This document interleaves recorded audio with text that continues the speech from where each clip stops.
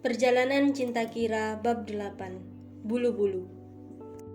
Hukumanmu yang ke-8 untukmu, Sakira Hairunisa. Degup jantung Kira sudah luar biasa kencang. Padahal Rian baru mengucapkan itu dan belum sampai pada keputusan apa yang akan dia lakukan pada Kira. Tapi tatapannya seperti itu, dingin, dan dia sekarang bahkan dalam posisi kurang dari setengah meter dari Rian yang tadi mendekat. Apa yang suami Kira itu mau lakukan? Rian memang tidak langsung mengutarakan apa yang dia inginkan. Hanya sepenggal kalimat itu saja yang diutarakan membuat Kira juga sejujurnya penasaran hingga dia diam dan serius memfokuskan pendengarannya. Kau sukakah menatapku seperti itu? Tapi Kira yang menatap Rian serius justru dikomentari. Apa aku memang sangat tampan sampai kau tidak pernah mau melepaskan matamu dari wajahku?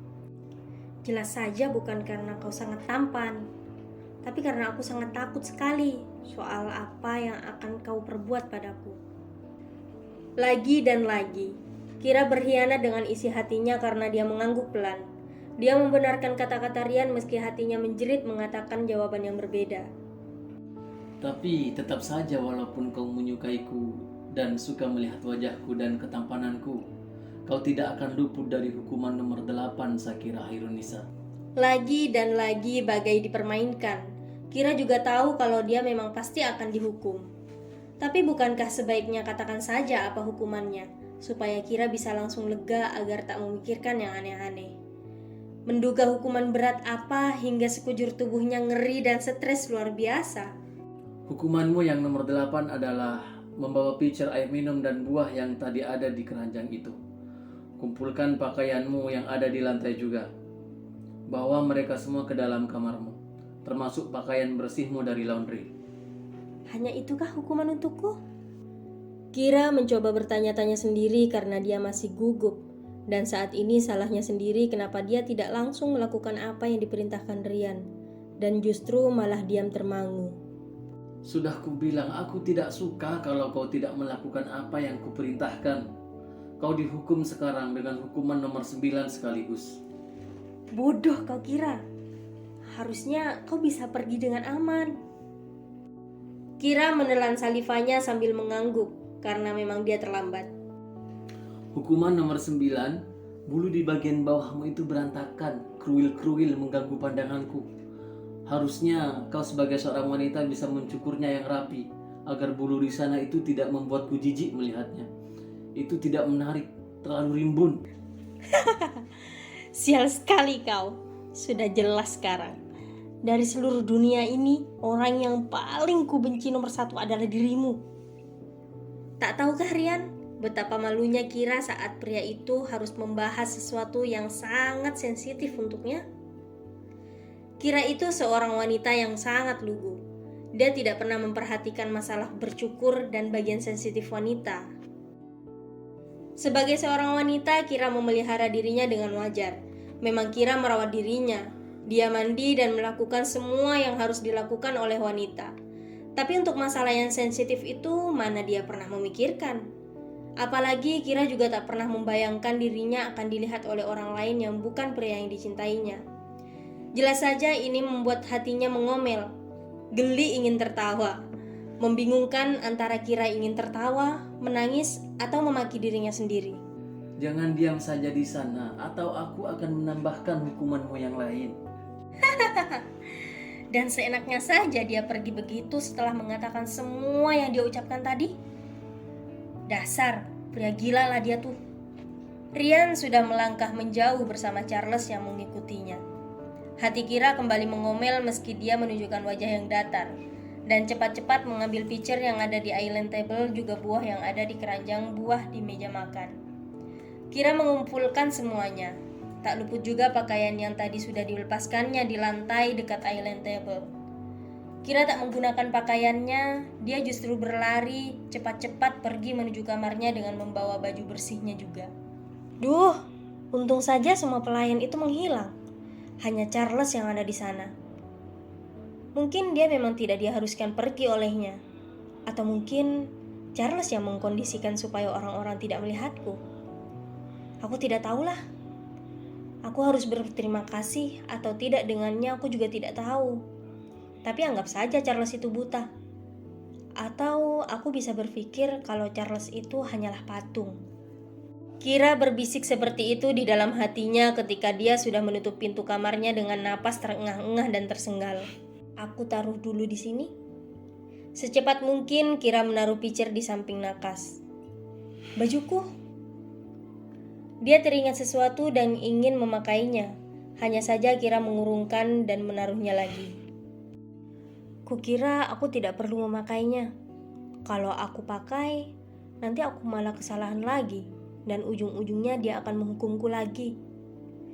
Kira belum tahu seberapa lama dia dihukum untuk tidak mengenakan pakaian. Tadi Rian tidak mengatakan apa-apa sehingga dia hanya menaruh bajunya di samping tempatnya duduk di tempat tidur itu. Oh iya, apa yang harus kulakukan dengan yang ini ya? Namun tak sengaja mata Kira menunduk melihat sesuatu di bagian tubuhnya yang tadi dikomentari oleh Rian dan menjadi hukumannya yang nomor 9. Ini hukumanku. Jelas aku harus membersihkannya, bukan? Kira yang masih sangat malu sekali dengan kejadian tadi di mana dia terpaksa harus menanggalkan semua pakaiannya. Kini terbayang-bayang lagi tentang ucapan Rian yang membuat dirinya makin ingin mengomel dan memaki kebodohannya sendiri.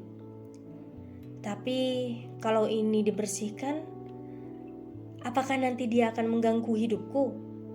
Soalnya tadi dia bilang ini tidak dibersihkan jadi menjijikan, bukan? Cuma ada ketakutan sendiri di dalam hati Kira yang merasa kalau Rian akan membuat masalah padanya. Tapi ini adalah hukumannya. Kalau dia tak melakukannya, bukankah CCTV di dalam kamarnya itu 24 jam akan terus menyala? Demi keluargamu dan demi cari aman, Kira. Berdasarkan keputusan inilah, Kira kembali ke kamar mandi dan mencari sesuatu untuk membersihkan bagian yang tadi dibilang oleh Rian. Aku baru pertama kalinya melakukan ini. Memang ini menjijikkan kah? Lalu aku harus menipiskannya atau menghabiskannya? Aku gak pernah tahu ini harus dicukur. Ya memang sebelumnya Kira tidak pernah peduli soal ini. Tapi saat ini dia malah tersenyum sendiri. Meski hanya sedetik karena Kira tak mau ekspresinya ditangkap CCTV. Aku bahkan kalau mandi tidak pernah melihatnya. Aku tidak pernah memperdulikan bagaimana bentuknya. Dan ternyata seperti bagian bauku itu, Kira. Sambil mengumpat pada dirinya sendiri dan tak tahu dengan pikirannya yang mengarah kemana. Karena saat ini Kira juga tidak tahu apakah dia mau merespon dengan tawa atau tangisan saat memperhatikan nasib dirinya sendiri. Tapi dia sudah mengambil jet shower untuk toilet dan membersihkan bulu-bulu yang tadi masih menempel di sana. Kira juga membersihkan alatnya dan membuangnya. Karena itu adalah alat cukur sekali pakai. Tadi malam aku tidak bisa tidur. Dan sekarang apa yang harus kulakukan? Kira menghempaskan tubuhnya di tempat tidur tanpa tahu apa yang mesti dia perbuat. Sesekali Kira terlentang, namun kondisi tidak nyaman membuatnya memilih untuk duduk. Tapi tak tahu apa yang ingin diperbuatnya kecuali melihat ke arah jendela yang sengaja dibukanya supaya dirinya masih sadar kalau dia masih hidup di dunia dan bisa melihat kota London meski hanya lewat jendela. Dan Kira hanya diam dengan pikirannya kemana-mana, memikirkan keluarganya, dirinya, apapun, membuat pikirannya tetap sibuk dan waras. Kapan rasa kantukku datang ya? Sambil menghempaskan napas, Kira berjalan mengambil buah yang ada di keranjangnya tadi. Tak ada yang bisa dilakukan kecuali hanya makan di tempat tidurnya. Lagi-lagi sambil melihat pemandangan kota, tenggelam dalam pikirannya lagi supaya dia tak mengingat perbuatan memalukan yang dibuat Rian. Meski aku kembali lagi pada tiap kejadian tadi, sebel. Aku juga gak bisa pakai baju. Dia masih menghukumku gak sih? Namun sekeras apapun Kira berusaha, lamunannya selalu menunjukkan kengeriannya sendiri menghadapi Rian. Entah berapa lama Kira mencoba tetap normal, karena tidak ada jam yang bisa menunjukkan waktu padanya. Baik, aku tidur, biar tetap waras. Sampai akhirnya Kira menguap karena kelelahan. Ini bagus, karena dia tidak mau sampai memiliki jam biologis yang berantakan di tempat barunya. Selain ingin pikirannya berhenti tak mengingat kejadian tadi, Kira berniat untuk tidur, namun ada sesuatu yang mengganggunya. Tunggu, aku tidurnya pakai selimut apa enggak ya?